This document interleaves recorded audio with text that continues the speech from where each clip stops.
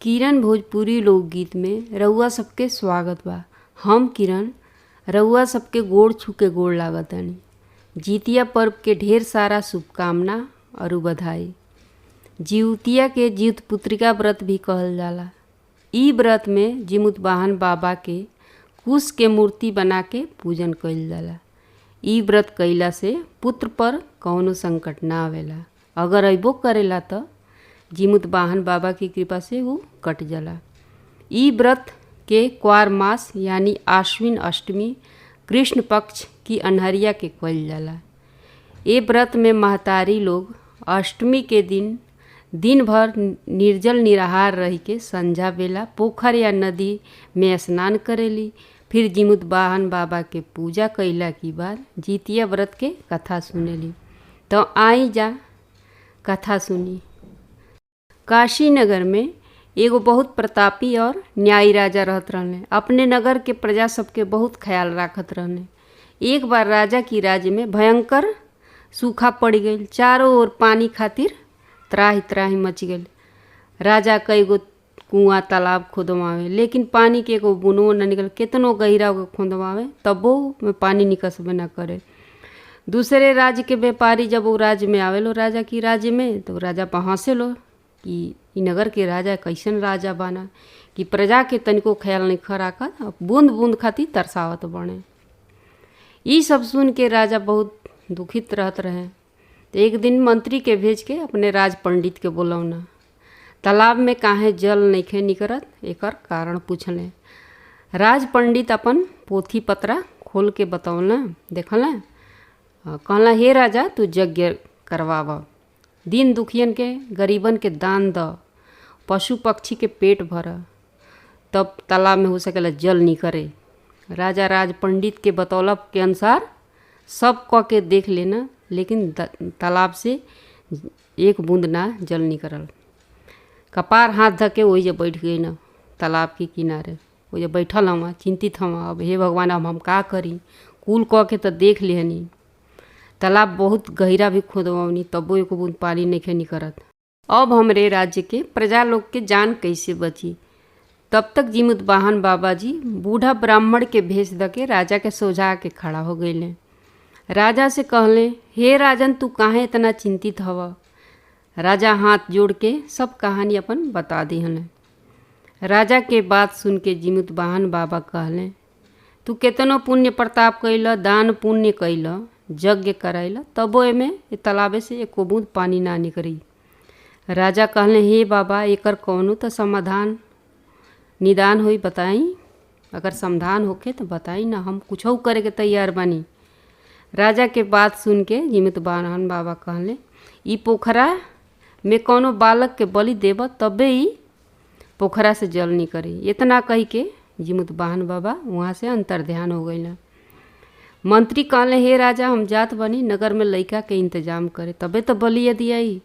राजा कहले हे मंत्री रुक जा, तोहके कहीं गईले के जरूरत नहीं खे, कहीं गईले के गरज नहीं खे। मंत्री कहले तब बलि कैसे दियाई हे महाराज। राजा कहले बलि हमारी पुत्र के दियाई। राजा के बात सुन के मंत्री कहले महाराज आप ई बात कहतनी कैसे कहतनी। रउरा तो अपन बस एक ही पुत बा ओहो के आप बलि दे दे। कितना साल के बाद वो बबुआ भइना। हाँ रानी के गोद भरल आ लइका के रउरे बलि दे दे। रानी साहिबा कैसे रही तो रोत रोत मर जी अपने लाल के बिना। राजा कहले मंत्री तू ई बात सोच, जब हम दूसरे की पुत्र के बलि देव त का ओकर माई बाप ना रोई। सबके लाल उतने दुलारा होले जितना किया अपन। राजा के एक ही बेटा रहने, उहे बहुत पुण्य प्रताप से भइल रहन। बहुत पुण्य प्रताप पूजा पाठ कैले रहेलो तो कई साल की बाद बीतला के बाद उ लइका भइल रहन। अब 21 साल के रहबे कैना। आ रानी हमेशा ओके छाती से चिपका के रखले रहे, कबो छोड़बे ना करे। कितना साल के बाद पत्थरा पर डूब जामल रहना तो एकदम आँख के तारा रहना। केहू के खिलाऊ के ना जेके ना जाने ओके ना दे ओकरी गोदी में। केहू का हमेशा अपनी आँखी की सोझा रख ले रहा। राजा मन में सोचे कि कैसे बबुआ के अपने रानी से अलग करी। रानी तो हर घड़ी छतिया से चिपकौले रहेली। एक दिन राजा के उपाय सूझिए गईल। दुआरे से आके कहले, हे रानी, तोहरे माई के बहुते तबीयत खराब बा। तोहरे नैहर के एगो हजाम आइल रहे, उहे बतावत रहे। जैबू नहीं, जा देखे अब अपनी माई के तबीयत बहुत खराब बा। रानी जब राजा के सुनली बात तो बहुते दुखित भइली। कहली, हे राजा, हम माई के देखे जाए, रउआ पालकी तैयार करवा दी। राजा पालकी उलकी तैयार करवा देना। रानी अपने बबुआ के गोद में लेके जैसे पालकी पर चढ़े पर जैसे पालकी पर चढ़े के भैली तो राजा का कहत ना, हे रानी, तू बबुआ के हमरे लगे छोड़ के जा। तू चल जेबू, बाबुओ चल जाई तो ये महल एकदम सूना हो जाई, भयावन लगी, अच्छा ना तनिको नीक ना लगी। ओकरा बाद कितना दूर तुहार सफ़र बा, नैहर बहुत तुहार दूर बसता, 1-1.5 दिन तो लाग जाई तो के जाता ही। कितना धूप घाम भइल बा, कहीं बबुआ के तबीयत खराब हो जाई तब। एक हमके डर लागता। राजा बहाना बनावत ना। राजा के बात सुन के रानी कहली, रउआ सही कहतनी, ठीके कहतनी, सही हमारा नैहर बहुत दूर बा, 1 साल का लइका बा, गोदी में लेके आइल जाइल, वीरान रास्ता बा। तो ये सोच के का कैली, राजा की गोदी में दे दिहली बबुआ के। रउआ कहली कि रउआ बढ़िया से हमारे बबुआ के ध्यान रख। पहला बार हम बबुआ के छोड़ के जाते नहीं रोरी ऊपर, बहुत ध्यान से रखब एकरा के, बहुत चेता उता के रानी गईली। इतना कह के रानी पालकी पर सवार होके अपना नैहर चल दिहली अपना माई से मिले। एक जंगल से दूसरा जंगल होत जाए लगली तो रास्ता में बड़ी जोर से मानो कुछ देर के बाद उनके प्यास के आवाज़ भइल बहुत कि हमके प्यास लागल बा। पालकी रोकवा के नदी के तीरे पानी पिए गई। आसपास जंगल में तालाब रहे, नदी रहे, तो नदी के तीरे गईली पानी पिए। देखली कि नदी के तीरे पीपल के पेड़ के नीचे बहुत सारा मेहरारू लोग समूह में बैठ के पूजा करत रहली। जल ना पी के वो पीपल के पेड़ के नीचे आ गई और पूछे लगली कि रउआ लोग ई का करत हई और ई कुश घास के काहे लाल धागा पहिरौले बानी सब, हम कुल जानल चाहतनी। मेहरारू लोग बतावे लागल कि आज क्वार मास के सप्तमी है और हमने जितिया व्रत करे के संकल्प करे आइल बानी जा। ई व्रत पुत्र की रक्षा खातिर कइल जाला, पुत्र रत्न पावे खातिर और पुत्र के सुखी जीवन के कामना हेतु ई व्रत कइल जाला। ई व्रत में भगवान जीमुत वाहन बाबा के पूजा होला। कुश के मूर्ति बना के जल अथवा माटी में ओका स्थापित क के जीमुत वाहन बाबा के आवाहित कइल जाला उनके। और जवन ई लाल धागा हवे ये तो जीवतिया के धागा ह। जवना दिन जीवतिया के पारण कइल जाई जय घोटला के बाद ये पहले अपने बबुआ बबनी की गटई में पहना के ओकरा बाद से अपने गले में पहिरल जाला। आज सप्तमी से जितिया व्रत शुरू हो जाला। ये 3 दिन के होखेला। काल भोरे सरगई कइला के बाद ई व्रत दिन भर और काल रात भर निर्जल रह के कइल जाला। फिर भोरे नवमी में पारण कइले के विधान हवे। रानी ई सब पूजा विधि जान के बहुते खुश भइली। मन में सोचा तारी हमरो तो एगो बबुआ बटले बा, हमहू जितिया भूखम। पहले नदी में वही जाके का कइली, पानी ना पियली, घरों से कुछ खा पी के ना चले रहली। तो वही औरत जौन बतावल हो वही अनुसार का कइली, नदी में जाके डुबकी लगौली और वही मेहरारू लोग से जौन पूजा उजा के सामान रहे लेके जीमुत वाहन बाबा के पूजा कइली और प्रण कइली कि हमहू अपनी लाल खातिर निर्जल निराहार रह के ई पावन जितिया व्रत भूखब। हे जिति बंधन बाबा, सदा हमारी बबुआ के अपनी छत्र छाया में राखब, बबुआ के हमारी सदा रक्षा करब, हर संकट से हमारी बबुआ के बचाए। राउर व्रत श्रद्धा और संयम से हर साल हम करब बाबा। जिति बंधन बाबा के गोड़ लगली और गोड़ लगला के बाद पालकी में सवार होकर अपना नैहर की ओर चल दिली। अष्टमी की संध्या के रानी अपनी नैहर पहुँचत तारी। सप्तमी भी दिन भर कुछ ना खैली पियली और अष्टमी भी बिना अन्न जल के रानी के बीत गई सही। जब अपना बाबा की द्वार पर जात बाड़ी तो देखा तरी महतारी दुआरे पर अष्टमी की संध्या के पूजा पाठ कर तड़ी। पूजा नगर के भी बहुत सारा मेहरारू लोग रहे लो, उनकी दुआरे पर पोखर रहे, वो पोखरे पर उनके महतारी भी बैठल रहली। आ आसपास के जो गोतिन दियादिन रहे लो वो समूह में ये जितिया के पूजा करत रहे लो। मन में सोचा तरी राजा जी हमरा से काहे इतना बड़ा झूठ बोलनी कि तोहरे माई के बहुत तबीयत खराब बा। ये सोच के ओकरे बाद से पालकी से उतरत तरी और उतर के मातारी के गोड़ छुअली। माइयो बेटी के देख के बहुत चकित भैली। कहली हे बेटी अचानक कैसे तू आ गईलू हो, जमाई राजा ना आइले, का बात है। रानी सब अपने बात जितना कुल बात रहे सब बता दिले अपने महतारी के। रानी के माई कहली राजा आखिर झूठ काहे बोलल है। उनके कुछ खटका लाग गई रानी की माई के, कुछ तो बात बा, बबुआ के भी तू राजा साहब के पास से छोड़ के आ गईलू, इन्हें कि सथवे ले आयल रह तू, कहीं तोहरे लाल पर तो कौन संकट तो ना आइल।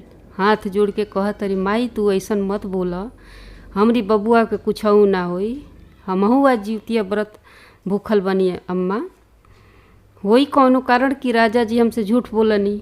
और अगर बबुआ हमार बेटा हवे तो उतने राजू जी के तो हवे, वो तो ध्यान दे, बबुआ पर ना कोनो संकट आई।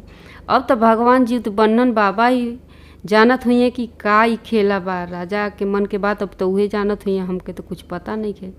कहली अम्मा तो के देखे हम आयल रहनी, अब हम जात हई, तो तू तो ठीक ठाक बटले बड़ू, अब हम जात हई। रानी के मन में अंदर एकदम भय समा गई रहे, सही कुछ हो हमारी बबुआ के साथ न भइल होके। इधर राजा साहब का कैले अपनी लड़का के तालाब में ले जाकर बलि दे दी है ना। बलि देते ही वो तालाब में एकदम अथाह जल उमड़ी एकदम लहरे लागल, वही खूब जले जल एकदम भर गई तालाब। राजा अंदर से दुखित बनुए कि रानी के है अब हम का जवाब दे कि उनकर बेटा कहाँ गई, का कहनी का भैलू कि बेटा के साथ कैसे बताई। तरह तरह के मन में सोचता ना, ये सोचता कि महल में राजा अइले और एकांत में दरवाज़ा बंद करके पलंग पर लेट गई। इधर रानी के माई कहली बेटी आ गई बाड़ू तो जितिया भूखल बाड़ू, तू तो ज्योति बन्धन बाबा के कथवा सुन के जा, अब तो आइए गई बाड़ू, अब तो जौन करिए भगवान जी करिए, भगवान पर भरोसा रख बेटी, अब तो तू सब ज्योति बन्धन बाबा के ऊपर छोड़ दे बेटी, ये तोहरे बबुआ के कुछ ना होके दी हैं, तोहरे लाल पर हर संकट आइल ये हटा दी हैं, तू चिंता जिन कर। रानी तालाब में स्नान कैली, स्नान कैला के बाद ज्योति बन्धन बाबा के पूजा कैली और कथा जौन भइल कथा सुनली, अपने लाल खातिर आशीर्वाद मांगत तरी कि हे बाबू हे बाबा हमरे बबुआ के हर संकट से उबार ले। अगर राउर व्रत श्रद्धा संयम से कैले हो बिना अन्न जल के बानी बाबा। हम पूजा कैला के बाद रानी माई से विदा लिहली और पालकी पर सवार होकर अपनी महल की ओर चल दिहली। संझा से चलल पालकी रात भर लगातार चलल और अपने नगर में के पास आ गईली। अष्टमी के संझा के रथ चलल, रात भर चलल, ओकरे बाद से भोरे नवमी में सुबह आ गईली अपनी नगर के पास। देखा तड़ी जब आ गईली नगर के पास तो वही राजा के तालाब रहे गांव के बहरिया, तब देखा तड़ी कितना जल उमड़ा था तालाबवा में, एकदम एकदम पूरा ही वहीं पर कमल के फूल खूब सुंदर सुंदर खिलल बा। एकदम देख के रानी तो खुश भ गईली, और तालाब के चक्कर लगा के खूब देखा तड़ी कि यही जल खातिर राजा कितना परेशान, कितना मानो पूजा पाठ करवौनी, दान पुण्य कईना, यज्ञ करवौले। आज अचानक कैसे में मानो इतना जल भर गई, एकदम ओके निहार तड़ी तालाब के, कह तरी यही पानी खातिर राजा कितना जब तब हवन इत्यादि करौले, तबो ना निकलल, और राजा था जल कैसे भला निकल गए। ये कुल सोच रानी अब सोचते बाड़ी तौले अचानक देखा तड़ी कमल के पतैया तो बड़े बड़े होखबे करेला, पुरैन के पतवा इतना बड़ा बड़ा रहेला, वही पर उनका लइकवा खेलता चहकता, वही पर हाथ पाँव मारता। सोचा तड़ी शायद ये हमार भ्रम बा, कैसे बबुआ हमारे तालाब में आई। राजा इतना निर्दयी थोड़ी ना कि छोड़ दिया हमारे लइकवा के। तो कहली कि हो सकेला 3 दिन का हम सुतल लगातार आवागमन से यात्रा कैली हैं, वही से थोड़ा मन में लागत हमरा के, मन फ्रेश नहीं खे। तो का कैली मुँहवा अपने तालाबवा की पनिया से धोली, फिर देखा तरी फिर उ लइका लौकता उनकर बबुआ, वो पतवा पर फिर खेलता पुरैनिया के पतवा पे। अब तो एकदम इनका दगबग होखे लगल इनके मन में। जरूर कुछ बात बा। तो अपने बबुआ के तालाब में 2 कदम अंदर जाके घुसली आराम से। जौन कमल के पतई पर लइका रहे उनका गोदी में ले लिया, छाती से चिपका ले। कहे लगली कि हम अपने बच्चा के छोड़ के ऐसे हम ना जात रहनी हम ले के सथवे जात रहनी, लेकिन राजा तनिको हमें लइका का फिक्र ना कहीं छोड़ दिले बाना। का जन कौने सभा में मगन बाना कि कौने दरबार में मगन बाना कि हमार लड़का आके यही जो तालाब में खेलता। वो तो भगवान के कृपा बा कि आज हमार बबुआ बच गल बा। छाती से चिपका के जीत बंधन बाबा के बहुत बहुत कृपा धन्यवाद कहतरी कि रौरी कृपा से हमार बबुआ एकदम सुरक्षित मिल गए, कुछ भइल ना, रौरही रक्षा कैनी, कुछ ना भइल हमारे लड़का के। रानी लड़का के गोदी में लेके महल की ओर चल पड़ी। गुस्सा एकदम मन में तब केहू के भाई बिस्माद रही, केहू कितनो रानी रहे चाहे गरीब रहे, लड़का खातिर तो कुछ कर सकेला आदमी। एकदम गुस्सा बड़ी राजा खातिर कैसे वो छोड़ देने, एकदम जाते दरवाज़ा भड़कावत बड़ी, जहांगीर भड़कावत बड़ी। राजा के तंद्रा तुरंत भंग भइल, वो चिंतिते रहना। तुरंत आके दरवाज़ा खुलत ना देखत ना, बाबू तो रानी की गोद में बा। देख के बहुत खुश भइले। अभी रानी कुछ कहे के बड़ी, ओकरे पहले राजा बोला रानी पहले तू हमार बात कुल सुना। राजा कुल बात बता दिया ना। रानी भी अपन जीवतिया व्रत कैला के बात बता दिली। कहली ई सब जीवित बंधन बाबा की कृपा है कि आज हमार बबुआ हमके मिल गई और आज हमारे गोदी में खेलल तो हमारे अचरे लागल बा। जीती बंधन बाबा के दोनों जनी राजा रानी खूब जयकारा लगावत रहो। नगर में राजा डुगडुग्गी ढोल पिटवा दिले कि अब से हर पुत्रवती स्त्री अपने लाल लोग की रक्षा खातिर क्वार मास के हर साल अष्टमी जीतिया के व्रत रही, जीती बंधन बाबा के पूजन करी और कथा सुनी। अब तो अगला साल के इंतजार होखे लागल। अगला साल आइल, जीत पुत्रिका व्रत रहल, तुम राजा भी रहल, रानी भी रहली, नगर के सब लोग धूमधाम से त्यौहार मनावल। जैसे के हे जीत बंधन बाबा रानी की बबुआ के रक्षा कैनी, वैसे ही कथा सुनवैया, कथा कहवैया, हुंकारा भरवैया की लाल सबके रौरा रक्षा करब, सेनुर सुहाग सब कर अमर करब। जय हो जीवित बंधन बाबा की। अगर हमार कथा सुनावल रउआ सबके नीक लागल होखे तो कमेंट करके ज़रूर बताएब। चैनल के सब्सक्राइब, वीडियो के लाइक ज़रूर कर देब। धन्यवाद।